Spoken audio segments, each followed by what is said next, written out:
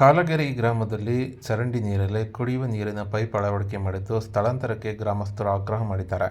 ಚಿತ್ರದುರ್ಗ ತಾಲೂಕಿನ ಭರಮಸಾಗರ ಹೋಬಳಿಯ ಕಾಲಗೆರೆ ಗ್ರಾಮದ ಎಸ್ಸಿ ಕಾಲೋನಿಯಲ್ಲಿ ಗ್ರಾಮ ಪಂಚಾಯತ್ನ ವತಿಯಿಂದ ಕುಡಿಯುವ ನೀರಿನ ಪೈಪನ್ನು ಚರಂಡಿ ಒಳಗೆ ಅಳವಡಿಸಿದ್ದು, ಅಲ್ಲಲ್ಲಿ ನೀರಿನ ಪೈಪ್ ಒಡೆದು ಕಲುಷಿತ ನೀರು ಸೇವನೆಯಿಂದ ಇಬ್ಬರು ಅಸ್ವಸ್ಥಗೊಂಡು ಆಸ್ಪತ್ರೆಗೆ ದಾಖಲಾಗಿದ್ದು ಚಿಕಿತ್ಸೆ ಪಡೆದಿದ್ದಾರೆ. ಇನ್ನು ಈ ಬಗ್ಗೆ ಗ್ರಾಮಸ್ಥರು ಸೋಮವಾರ ಮಧ್ಯಾಹ್ನ 2 ಗಂಟೆಗೆ ಮಾಹಿತಿ ನೀಡಿದ್ದು, ಗ್ರಾಮ ಪಂಚಾಯತ್ ಅಧಿಕಾರಿಗಳ ಎಡವಟ್ಟಿಗೆ ಕುಡಿಯುವ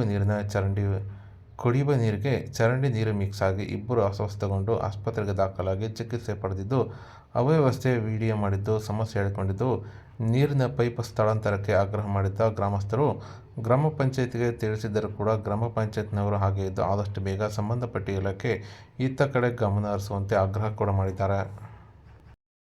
ನಮಸ್ಕಾರ ಸರ್. ಕಾಲಗೆರೆ ಗ್ರಾಮ ಪಂಚಾಯತಿ ಒಳಪಟ್ಟಂಥ ಅಧಿಕಾರಿಗಳು ಈ ಕುಡಿಯುವ ನೀರಿನ ವ್ಯವಸ್ಥೆ ಮಾಡಿದ್ದಾರೆ. ನಾವೆಲ್ಲ ಕುಡಿದು ಜನಗಳೆಲ್ಲ ಮಲರೋಗ ಬಂದು ಎಲ್ಲ ಮಲಗಿದ್ದಾರೆ. ಯಾರು ನೋಡ್ತಾ ಇಲ್ಲ. ನೋಡಿ ಸರ್